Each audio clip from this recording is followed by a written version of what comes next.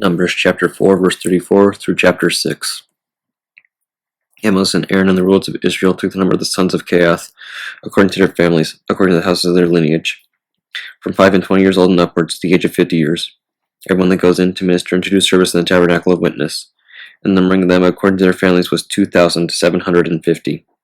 This is the numbering of the family of Kehath, everyone that ministers in the tabernacle of witness, as Moses and Aaron numbered them by the word of the Lord, by the hand of Moses. And the sons of Gedson were numbered according to their families, according to their houses of their lineage, from 5 and 20 years old and upward till 50 years old, everyone that goes in to minister and to do the services in the tabernacle of witness. And the numbering of them according to their families, according to the houses of their lineage, was 2,630. This is the numbering of the family of the sons of Gedson, everyone who ministers in the tabernacle of witness, whom Moses and Aaron numbered by the word of the Lord, by the hand of Moses. And also the family of the sons of Merari were numbered according to their divisions, according to the house of their fathers, from 5 and 20 years old and upward till 50 years old, everyone that goes in to minister in the services of the tabernacle of witness. The numbering of them according to their families, according to the houses of their lineage, was 3,200. This is the numbering of the family of the sons of Merari, whom Moses and Aaron numbered by the word of the Lord, by the hand of Moses. All that were numbered, whom Moses and Aaron and the rulers of Israel numbered, namely the Levites, according to their families and according to their houses of lineage, from 5 and 20 years old and upward till 50 years old, everyone that goes into the service of the works, and the charge of the things that are carried in the tabernacle of witness. And they were numbered were 8,580. He reviewed them by the word of the Lord, by the hand of Moses, appointing each man severally over their respective work, and over their burdens. And they were numbered, as the Lord commanded Moses. And the Lord spoke to Moses, saying, Charge the children of Israel, and let them send forth out of the camp every leper, and every one who has an issue of the reins, and every one who is unclean from a dead body. Whether male or female, send them forth out of the camp, and they shall not defile the camps in which I dwell among them. And the children of Israel did so, and sent them out of the camp. As the Lord said to Moses, so did the children of Israel. And the Lord spoke to Moses, saying, Speak to the children of Israel, saying, Every man or woman who shall commit any sin that is common to man, or if that soul shall in any wise have neglected the commandment and transgressed, that person shall confess the sin which he has committed, and he shall make satisfaction for his trespass. He shall pay the principal, and shall add to it the 5th part, and shall make restoration to him against whom he has trespassed. But if a man have no near kinsman, so as to make satisfaction for his trespass to him, the trespass offering paid to the Lord shall be for the priest, besides the ram of atonement, by which he shall make atonement with it for him. And every first fruits and all the sanctified things among the children of Israel, whatsoever shall offer to the Lord, shall be for the priest himself. And the hallowed things of every man shall be his, and whatever man shall give anything to the priest, the gift shall be his.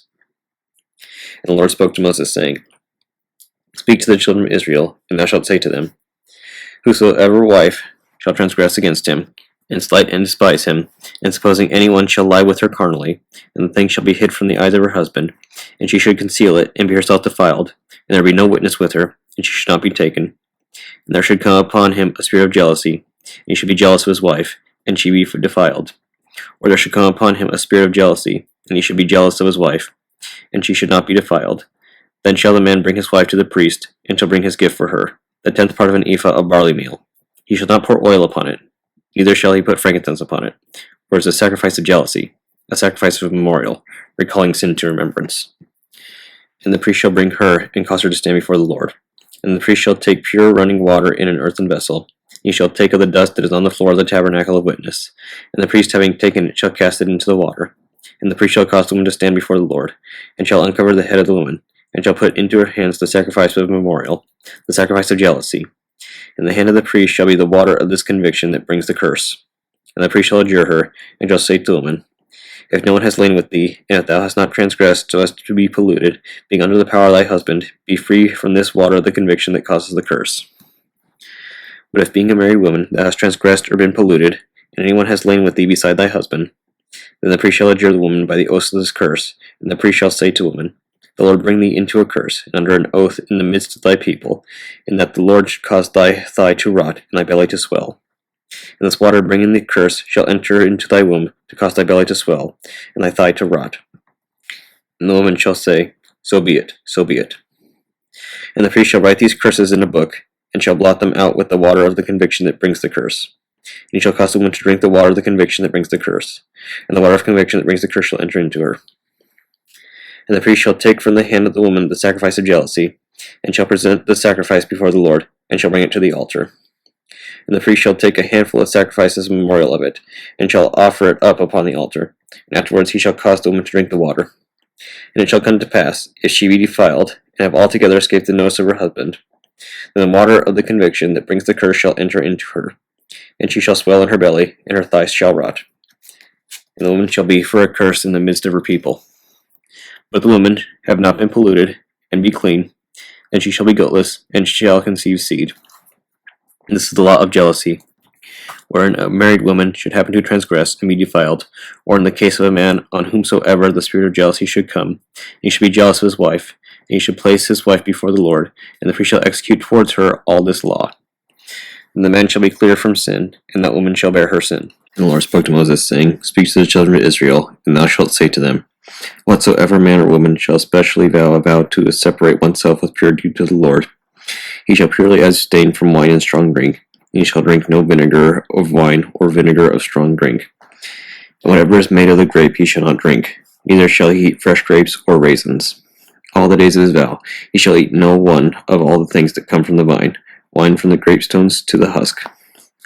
All the days of his separation a razor shall not come upon his head, until the days be fulfilled which he vowed to the Lord. He shall be holy, cherishing the long hair of the head, all the days of his vow to the Lord.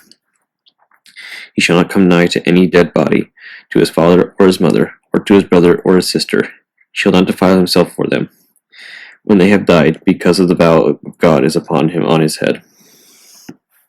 All the days of his vow he shall be holy to the Lord. And if anyone should die suddenly by him, immediately the head of his vow shall be defiled. He shall shave his head, and whatever day he shall be purified. On the 7th day he shall be shaved. And on the 8th day he shall bring 2 turtle doves or 2 young pigeons to the priest, to the doors of the tabernacle of witness.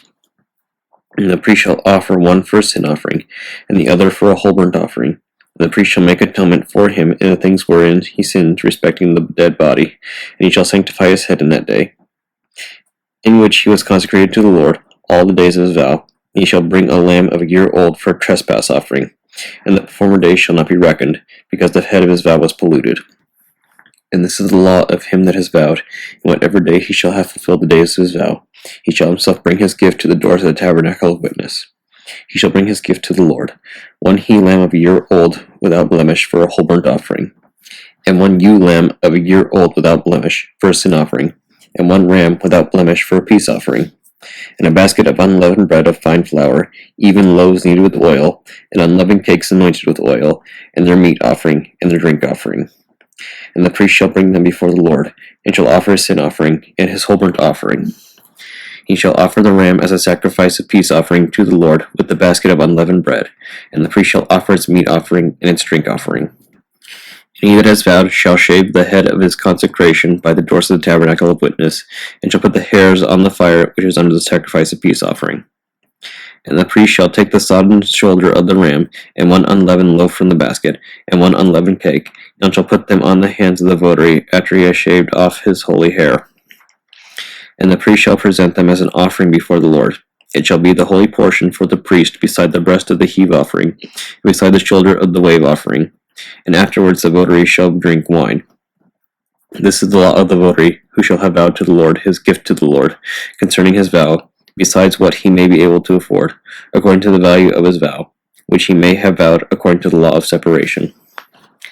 And the Lord spoke to Moses, saying, Speak to Aaron and to his sons, saying, Thus ye shall bless the children of Israel, saying to them, The Lord bless thee and keep thee. The Lord made his face to shine upon thee, and have mercy upon thee.